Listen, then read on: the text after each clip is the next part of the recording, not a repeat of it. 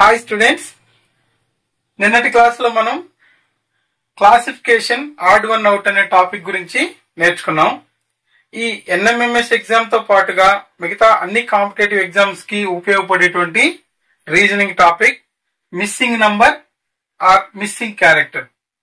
ఈ టాపిక్ లో మనకు ఏ విధంగా ప్రశ్నలు వస్తాయి, వాటిని మనం సులభంగా ఎలా ఆన్సర్ చేయాలి అనే దాని గురించి ఈ రోజు నేర్చుకుందాం.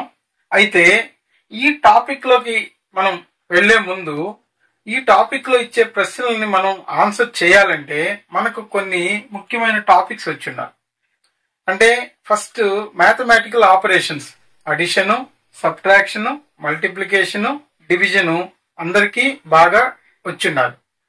ప్లస్ ఈవెన్ నంబర్స్ అంటే ఏంటి, ఆడ్ నంబర్స్ అంటే ఏంటి, ప్రైమ్ నంబర్స్ అంటే ఏంటి, ఈ విషయాలు కొద్దిగా తెలిసి ఉండాలి.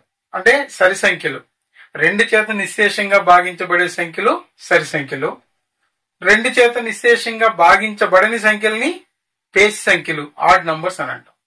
అదేవిధంగా ప్రైమ్ నంబర్స్, ఏదైనా ఒక సంఖ్య ఒకటి చేత లేదా అదే సంఖ్య చేత మాత్రమే భాగించబడితే, అంటే రెండు కారణాంకాలు మాత్రమే కలిగి ఉంటే అటువంటి సంఖ్యల్ని ప్రైమ్ నంబర్స్, ప్రధాన సంఖ్యలు అని అంటారు.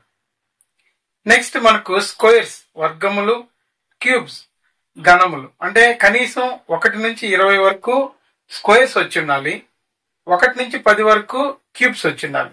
అది పెద్ద విషయం ఏమి కాదు, ఈజీగా నేర్చుకోవచ్చు.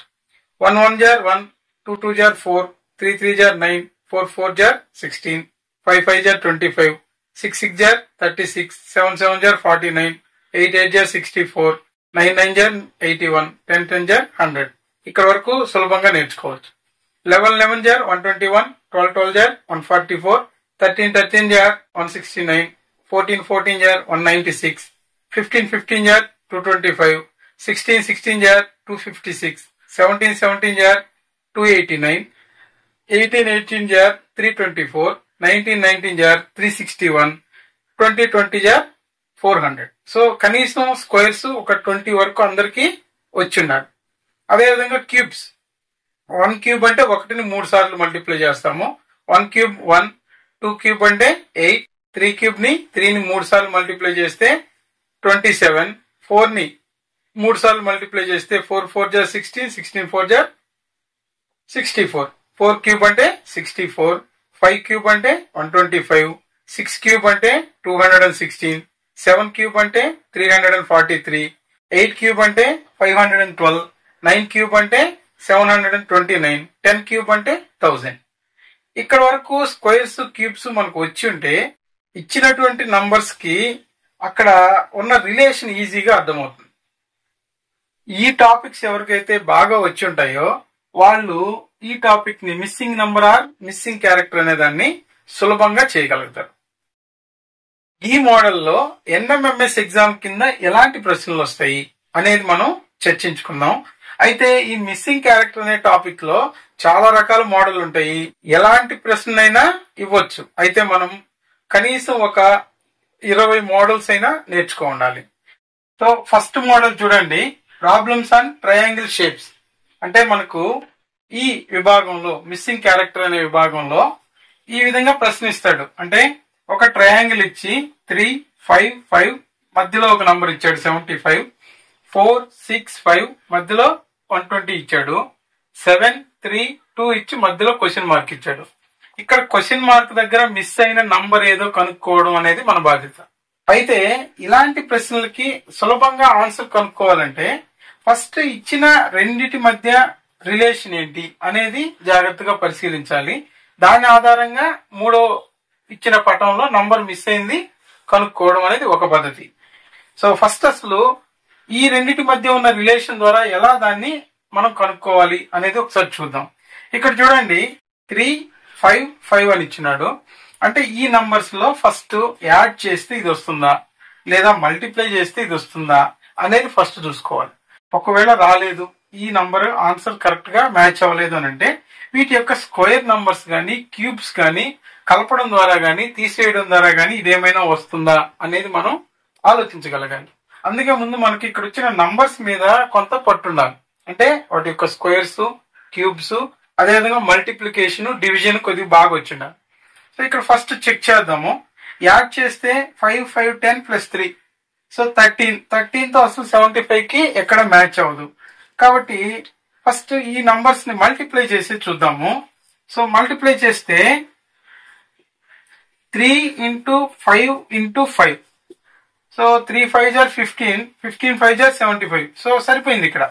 సో ఇదే రిలేషన్ ఇందులో సరిపోతుందా లేదా అని చెక్ చేయాలి. సో ఇందులో 4 ఇంటూ 6 ఇంటూ 5 4 5 జార్ మల్టిప్లై చేసుకోండి. 4 5లు 20 26 అంటే 2 6లు 12 120 సో మధ్యలోది మ్యాచ్ అయింది. కాబట్టి సేమ్ ఇదే రిలేషన్ ఆధారంగా ఇక్కడ మనం ఆన్సర్ కనుక్కుంటాం. 7 ఇంటూ 3 ఇంటూ 2 మల్టిప్లై చేసామంటే 7 3ల 21 21 2ల 42 సో ఇక్కడ 42 ఏ ఆప్షన్ లో ఉందో దాన్ని రైట్ ఆన్సర్ గా తీసుకున్నాం. సెకండ్ క్వశ్చన్ చూడండి. ఇక్కడ 3 రైట్ యాంగిల్ ట్రయాంగిల్స్ ఇచ్చాడు. అయితే వాటి యొక్క సైడ్స్ ఏ విధంగా ఇచ్చాడు, 3 4 5 అని ఒక ట్రయాంగిల్ కి ఇచ్చాడు, 5 12 13 అని ఇచ్చాడు.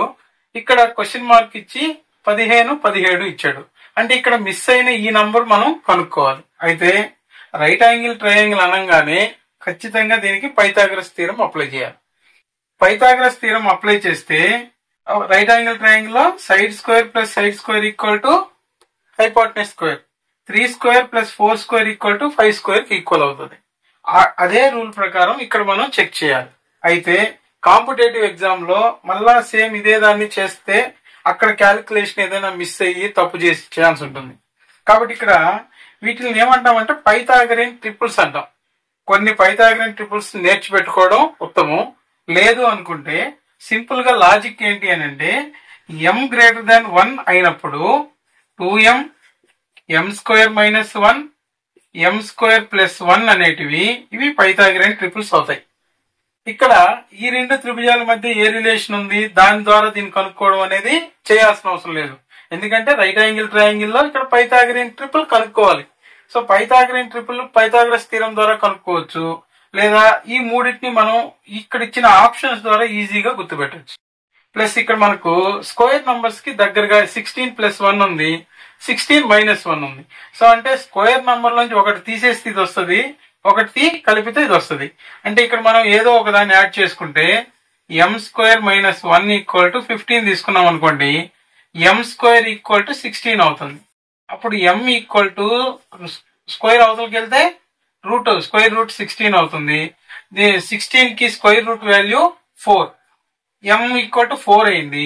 సో దీని విలువ కనుక్కుంటే 2m ఈక్వల్ టు 2 ఇంటూ 4 అంటే 8 వస్తుంది. కాబట్టి సులభంగా మూడో ఆప్షన్ ఇక్కడ మనకు కావాల్సిన నంబర్ 8 అని ఇలా గుర్తుపెట్టచ్చు.